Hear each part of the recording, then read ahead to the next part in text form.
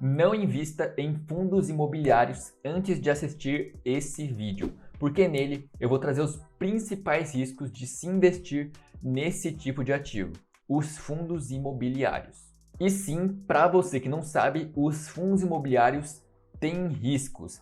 Apesar de você investir em imóveis, que são investimentos considerados muito seguros aqui pelos brasileiros, sim, ainda assim existem riscos e eu vou apresentar eles para vocês agora. O primeiro deles e mais comum que as pessoas mais veem, que é mais fácil de identificar, é a volatilidade desses ativos. Diferente dos imóveis que você não consegue ver o preço variando ao longo do tempo, no caso dos fundos imobiliários, existe sim essa volatilidade, ela só não é tão grande como a das ações, por exemplo. As ações, elas tendem a variar muito mais, dependendo da ação, é claro, mas de forma geral, as ações sim variam muito mais que os fundos. Mas mesmo assim, os fundos imobiliários também variam ao longo do tempo. Eles podem tanto se valorizar quanto desvalorizar, e aí que está o risco. Porque sim, os fundos imobiliários podem se desvalorizar mesmo tendo imóveis por trás desses ativos. Então, antes de investir em fundos imobiliários, saiba que eles têm volatilidade. O valor do fundo imobiliário, o valor da sua cota vai variar todos os dias, assim como funciona nas ações. Essa variação só vai ser um pouquinho menor, vai ter uma amplitude menor.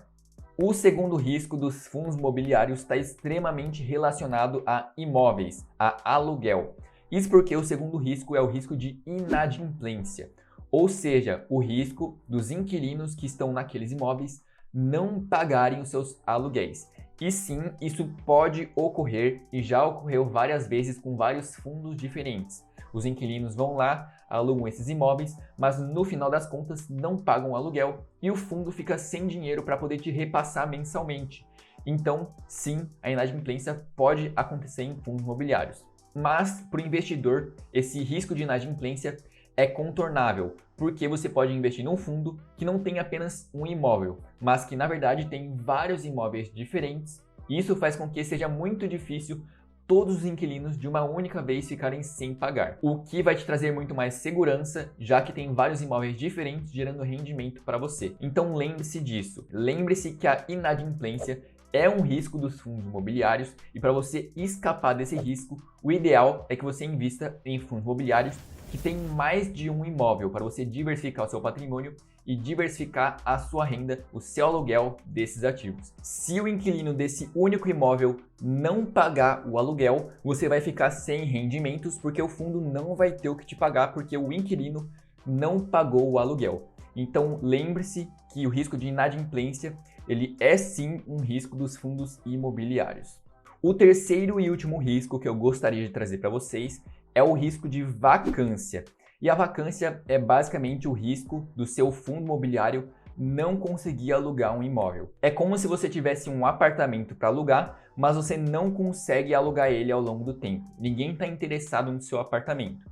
E isso é um risco para os fundos imobiliários, porque eles podem comprar imóveis, eles podem querer alugar esses imóveis, mas as empresas ou as pessoas podem não querer alugar esses imóveis naquele momento. E quando eles não querem alugar, o seu imóvel fica lá parado, sem render nada profundo, e isso é o que a gente chama de vacância.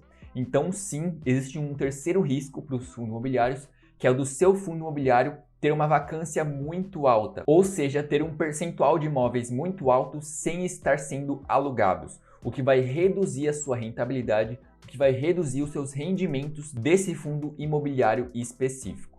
Por isso, antes de investir em fundos imobiliários, verifique a vacância histórica desse fundo, porque se ele tem uma vacância muito alta ao longo do tempo, isso pode ser negativo para a sua carteira.